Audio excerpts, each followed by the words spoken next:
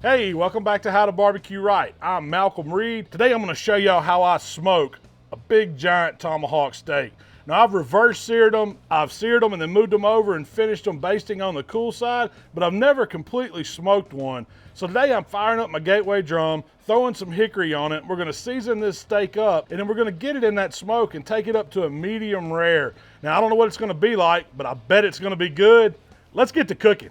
So this tomahawk I have today is 2 inches thick, weighs about 3 pounds. I got it from my buddy Kevin down in Pensacola at the butcher shop. It's a prime grade. You can see all the marbling in it. You can find these tomahawks at just about any butcher now. They've become real popular. All it is an extra thick ribeye steak with part of that rib bone left on it. That's what makes it look like a tomahawk. It's really just for show. You could cook this giant ribeye 2 inches thick without the bone if you want to. But I think meat on the bone does taste better and it looks cool. So the first thing we're going to do to it is get some seasoning on it. Now, for a little bit of a binder, I'm using some beef concentrate. I've been using this on steaks to really amp up that beef flavor. It doesn't take a whole lot. I just put a little squirt or two on it and just rub it around the meat. And this is what's going to help the seasoning stick. You don't have to use this. You could use water, you could use a little olive oil, whatever you want. But I think the beefiness from this beef concentrate brings out the best in a ribeye. And you can see it kind of already gives it that dark beefy color. That's going to translate when we put the smoke to it. It's going to look really good. So first I'm going to hit it with just a little bit of my hot rub. I just want a light coat, but since we're going smoke, going barbecue flavors, the hot rub is going to be perfect. It's going to keep the sweetness out, bring a little bit of heat. On top of the hot rub, I'm going with a little bit of my steak rub. And you could use whatever kind of flavors you want on a tomahawk or ribeye like this. It's completely up to you. I love the texture the steak rub gives. Brings some good flavors too.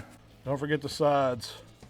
And we're gonna flip it over, give it the same treatment. Just a little squirt of the beef concentrate. It's gonna be our glue. Then we're going a light dose of that hot rub again. You could use any barbecue rub here you like. Just don't get too heavy.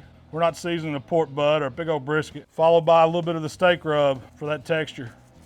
Man, that looks good already. And now we're just gonna let this tomahawk hang out right here on the cutting board while I fire up my gateway drum. So in the fire basket, I'm starting with some Royal Oak lump charcoal and I'm adding a couple tumbleweeds in there to get the fire going. We're gonna drop the basket down inside the drum and then fire it up. It's gonna take about 15-20 minutes, so leave the lid open, all the vents open 100%. When the coals are good and hot, it's time to drop on some hickory wood chunks. That's gonna give us some good smoke for this tomahawk steak. Put the rack in place, close the lid, and adjust the vents. We need about 1/4 on each intake and about 50% on the exhaust. That's going to get good airflow, and we're going to hold the drum right at 275 where it likes to cook. It's going to be perfect for this steak. So the tomahawk is looking good. It's been resting here on the counter about 30 minutes. The drum stabilized at 275, so it's time to get it on. I want to watch the internal temperature on a steak this thick, so I've got my ThermalWorks dot with a probe on it, and I want to go about dead center. Now, when you're probing a tomahawk or a ribeye, you want to watch that pocket of fat that's in the center of it. You'll get false readings if that probe goes into it. So I'm just going to kind of eyeball where I want that probe. That way I know how far to go in, and then we're just going to go in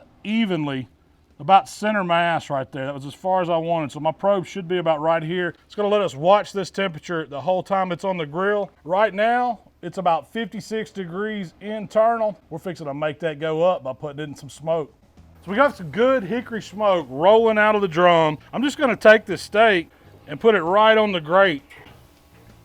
And I just wanna form it up. Make sure it's gonna hold its shape. Our probe's in. It's real important. You're cooking an expensive cut of steak like ribeye or tomahawk steak. You wanna watch those internals. I'm gonna get the lid closed on the drum. So the steak's been on about 10 minutes and I wanna get some goodness to baste it with. So I melted some butter, put it in an aluminum pan, and I'm gonna set it off to the side of the grate. And I'm just gonna hit it with a little bit of steak rub, give it some extra flavor in that butter. It's gonna kind of brown as it gets warmed up in this pan here. I'm not gonna start basting it yet. We're still early in the cook. Steak's looking good. Just give that a little stir. We'll get the lid back closed. Let that smoke make it happy. All right, we've been on about 25 minutes. We're hitting just a little over 105 internal. I wanna get it cooking even on both sides. I'm just gonna flip this steak over. My butter's all melted up, looking good. Looks great on this side. We're getting a little bit of color on it. Still see that seasoning. It's looking like a smoked ribeye. Just gonna get the lid closed and keep on cooking. Right now we're sitting about 115 internal. That's the point I want to start basting this kicked up butter over this tomahawk. The butter's kind of browned up a little bit. It's sizzling. What I'm gonna do is just take it and put it all over this steak. Who doesn't love butter on a steak? I know it's smoking up. It's kind of hard to see. It smells fantastic. And this butter is just gonna give it a richness. It's gonna make those flames kick up in the drum. It's gonna sear that bottom side. So I'm still watching my thermometer. When I see it come up to about 120, which is just another 3 degrees, I'm gonna flip it over. We're gonna do the same thing. I'm gonna leave the lid up on this drum. This is gonna let some heat in. It's gonna let that butter sizzle. We've already got our smoke flavor, that hickory in the meat. Now we're picking up some of that flame kiss from the bottom. The distance from the flames, from the grate on the drums, what makes it a perfect application for cooking a tomahawk like this. So we've hit 120 degrees. Just gonna roll this tomahawk over. Do the same thing. We need some butter on this side as well. Those flames rocking. Ooh, that smells good. Bone looks good. I want to gnaw on that bone. Still leaving the lid up, letting those flames kiss the bottom of that tomahawk. Now about the 40-minute mark, I'm seeing 128 degrees on the dot. I got my thermopin out and I want to verify that. We're right in this area and we're reading 125, 124. A couple more minutes, we're going to be done. I don't want to overcook it. So at this point, this tomahawk steak is ready. I mean, look at that sear. I flip it over one more time. You can see that butter was sizzling. We're getting a little bit of char on it. That's from those flames coming up and kissing it. I'm getting this ribeye off.